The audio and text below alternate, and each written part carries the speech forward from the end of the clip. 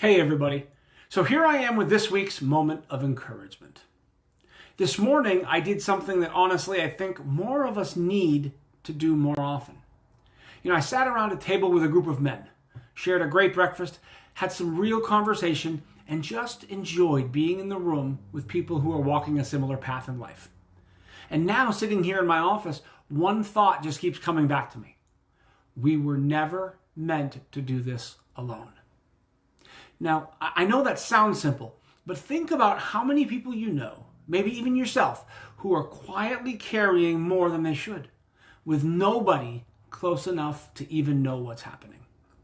Our culture kind of celebrates that, right? The independent person who needs nobody, figures everything out on their own, handles whatever comes their way without leaning on anybody. We admire that image, right? But most of us know from experience that behind that image is someone who is exhausted. Here's what I love about Scripture. It does not sugarcoat this. All the way back in Genesis, before sin entered the world, before anything was broken, God looked at a man in a perfect garden and said, "It is not good that the man should be alone." That comes from Genesis 2:18. And the principle there goes far beyond marriage. It actually speaks to how we are designed as human beings. We were wired for relationship. We were built for community, and we were created to need each other. And that's not a weakness. That is just how we were made. Proverbs 27:17 says that iron sharpens iron, and one man sharpens another. And I love that image because sharpening is not a quiet or comfortable process.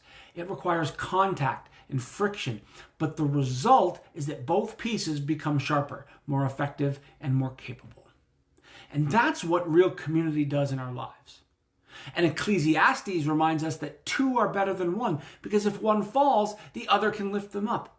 But the person who is alone when they fall, nobody's there. So my encouragement to you today is this.